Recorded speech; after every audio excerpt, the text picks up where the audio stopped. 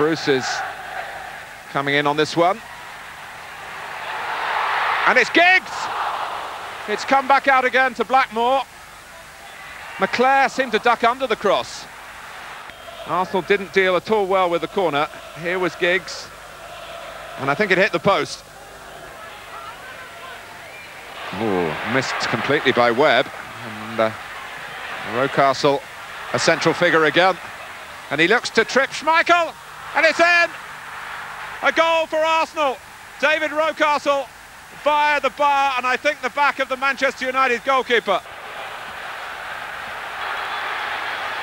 And the first priority for Arsenal here is to see it through to half-time. It's only a matter of seconds plus stoppage time. Giggs, Robson, and Bruce, I think, got the final touch. Steve Bruce, 1-1 it is. And David Seaman left to complain, a lack of reaction around him. And Kanchelskis immediately giving Manchester United a better shape, because he wants to play in this wide area. He's wide of McClair at the moment. Giggs is to the left, but McClair hits the post. Kanchelskis! It came too quickly in speed and too quickly in time after his arrival. A great try from Brian McClair.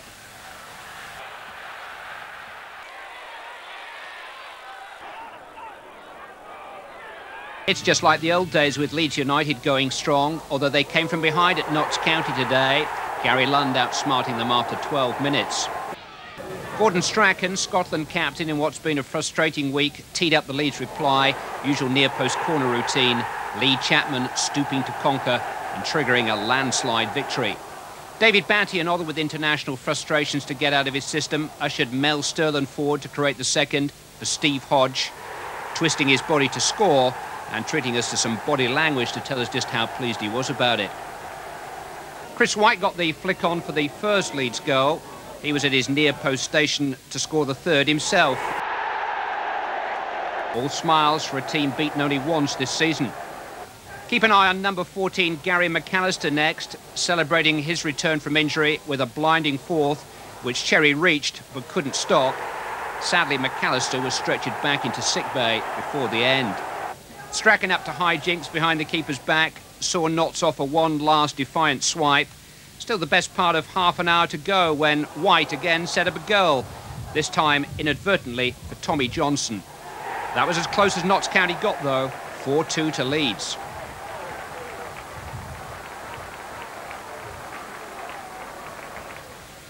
City have been 2 matches without Niall Quinn. He announced his return with a crashing volley at Tottenham today that was good enough to earn 3 points and put Peter Reid's side third.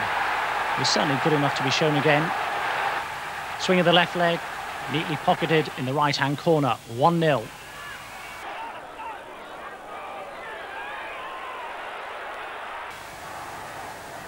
Sheffield Wednesday in yellow left it late at Luton, where number 9 Mick Harford claimed the goal which gave the home side the lead. I'm not altogether sure that he fastened onto it before his teammate, but who's arguing with a guy Harford's size? Wednesday were levelled just before the break. David Hurst straining to reach the free kick, but relaxed and composed to make the most of Paul Williams' perfect setup for his 5th of the season. But Luton, with Brian Steen still playing his part, went back in front with a thumper from Kurt Nogan. Luton in sight of their first win for a month. It was 2-1 entering the very last minute. A few goal-of-the-day contenders about, but how about this for ingenuity from John Sheridan, marking his return to fitness with a patented free kick. They'll all be trying it next week.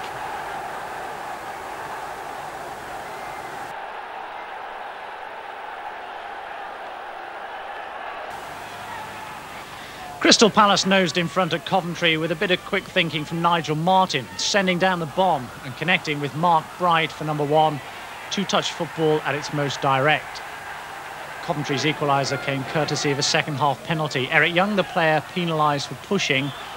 Young's nickname at Selhurst Park is Elbows. Mickey Ginn's John Aldrich impression still needs a bit of work, but the result's on the right lines. But it was left to Marco Gabbiadini to come up with the winner. His first goal for the club, an opportunist header. But then that's what they paid all the money for. 2-1 Palace.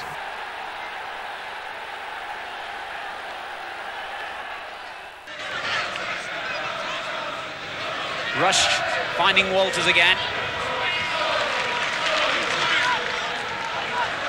Clark concedes another throw. Quite a windy day here.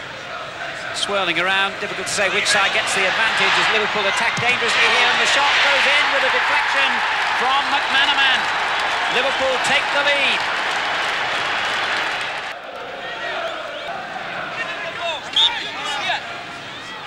But he's changed his mind this time, but it comes to Allen, and it's in by Jones, the equaliser. The folk hero of Stamford Bridge has pulled them level. Walters has found some room on the left. McManaman wanted it played back. And it comes instead to Rush. Good goalkeeping by Hitchcock. On by Allen to Wilson. That's a good ball for Townsend. Good save. Brilliant stuff by Grobbelaar.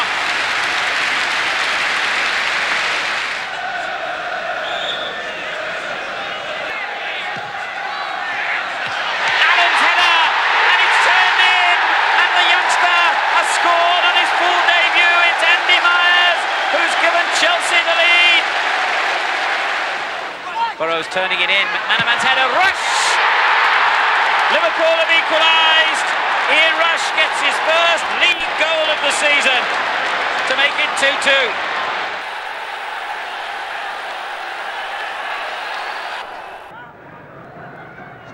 Richardson with the corner. Really is developing into a good game, this. And it was by York, and there's a chance there, and Cyril Regis has taken it. And Aston Villa, against the run of play, take the lead.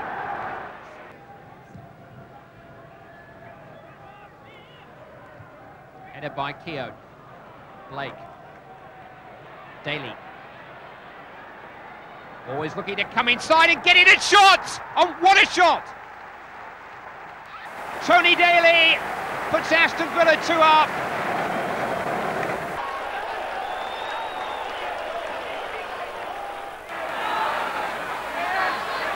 Here's Andy Barlow. It's the searching ball towards Graham Sharp. Now then he's teed up MacDonald, and Neil MacDonald scores for Oldham. Lovely control by Sharp, and a great shot from Neil MacDonald.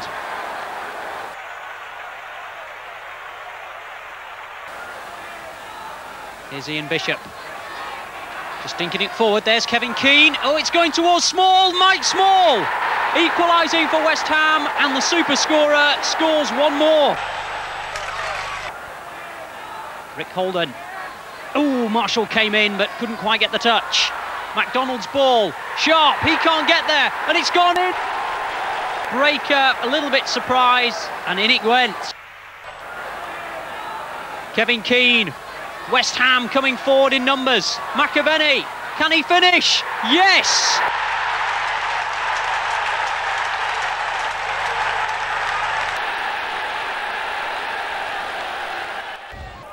Peter With's first game in charge of Wimbledon at their adopted home, but Queen's Park Rangers seem to come up with better results when they're away from home. Unsettled Andy Sinton came up with the pass to dispatch Dennis Bailey on his way to the 81st minute goal to settle the game.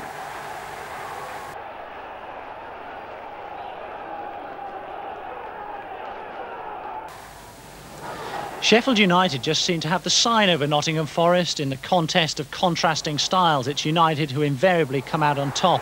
Dane Whitehouse firing in an opener to set up only United's second win of the season. They certainly make no bones about it. There's no frills. Direct, quick, and at times successful. Tony Ogana poking in number 2 under Mark Crossley.